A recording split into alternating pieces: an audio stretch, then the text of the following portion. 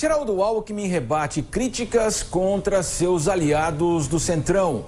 O pré-candidato do PSDB à presidência fala após a reação dos adversários por fechar com a velha política e nomes investigados pela Lava Jato. Alguns questionam as alianças. Por que tantas alianças? E eu quero aqui responder. Todas as vezes que houve no Brasil um esforço conciliatório, um esforço de pacificação, a democracia consolidou-se, a economia se fortaleceu e os avanços sociais foram maiores. Foi assim na redemocratização do Brasil, foi assim na Constituinte Cidadã, foi assim no Plano Real com Itamar Franco e Fernando Henrique Cardoso, que mudou o Brasil de uma inflação de 3.000% para 3%. Pois será assim, com união, com trabalho, que nós vamos vencer.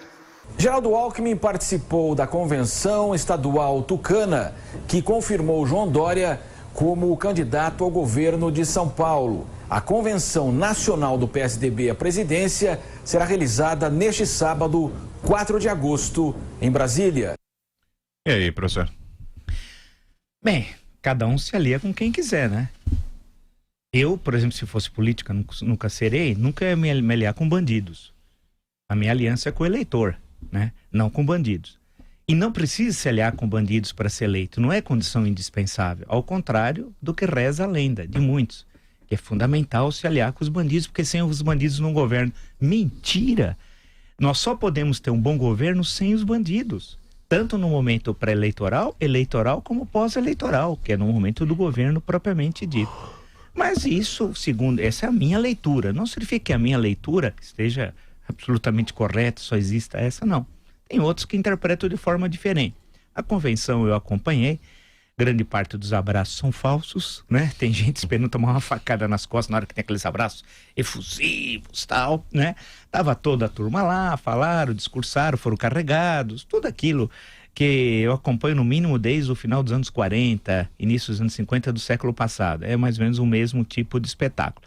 Mas tudo bem, vamos ver agora concretamente como é que vai ser o processo eleitoral. Tendo a lembrar que entre o candidato e o Palácio do Planalto tem uma coisa chamada urna, né? E é ela que determina a eleição. Então, até o momento, as pesquisas de intenção de voto são muito questionadas. Aqui diversas vezes falamos sobre de alguns institutos, a dificuldade que eles têm de apreensão do real. Mas não parece até o momento que esse tipo de aliança tenha mudado alguma coisa. Mas depois do dia 5 de agosto, quando vão ser realizadas as últimas convenções, que é a data limite da Justiça Eleitoral, e nós poderemos ter um quadro um pouco mais concreto. Mas a situação é tão anômala, que existe candidatos, mas não tem vice. Então vários não têm vice. Alckmin não tem vice, Bolsonaro não tem vice, Ciro não tem vice, o PT não se sabe quem será o candidato, mas muito menos se sabe quem é o vice. Marina, idem, né? E assim sucessivamente. Um dos poucos que tem é o Guilherme Boulos com a Índia, né? A Guajajara. É, isso, suposta Índia. Então, a coisa toda é isso, nós somos um quadro muito ruim. Não achei correto o centro do discurso do Alckmin, que é a pacificação. Ele é tido como bom senso, e o discurso dele é esse mesmo, acho, para fazer a crítica às duas pontas, esquerda e direita. E a lembrança de Fernando Henrique ao fim da inflação. Acho que o discurso do Alckmin é esse, não pode ser outro. Mas não sei pacificar o quê? A luta contra a corrupção não é uma atenção, é condição sine qua non do exercício da função pública, de uma república, né? A comparação com o fim do regime militar é absolutamente indevida, né? E com o governo Itamar também. Mas tudo bem, segue a vida. Mas o Alckmin vai ter que trabalhar muito, porque ele tem dificuldades, primeiro no estado que ele governou por 4 vezes. Não é fácil. A mudança, e nós temos falado daqui a semana, depois alguém vai dizer que é dele. Ontem eu li num jornal do Rio de Janeiro, um cidadão dizendo que não sei quem falou que é um absurdo transferir a autoridade para o vice-presidente quando o presidente viaja. Eu só queria dizer esse senhor de um jornal do Rio de Janeiro, quem escreveu isso em livro, inclusive em 2011, fui eu que tenho insistido isso no mínimo há uma década. E ele imputou a um terceiro, porque ele não gosta de meio bobo, um bobalhão, né? Um bobinho, desse que tem sobrenome pomposo e poucas vezes trabalhou na vida e tal. Então a questão que se coloca aí em relação à questão da candidatura ao Alckmin é a dificuldade, e nós falamos aqui, primeiro é São Paulo. São Paulo representa 22,5% do eleitorado. Aqui, se ele realmente crescer em São Paulo, e aí o erro dele qual foi?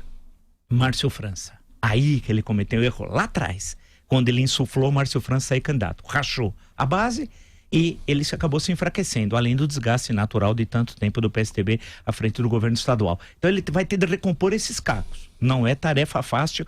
Vamos lembrar também, essa eleição será a propaganda mais curta da história. Então aquelas coisas aquelas reviravoltas que em outras eleições ocorreram, dificilmente ocorrerá na eleição de 2018.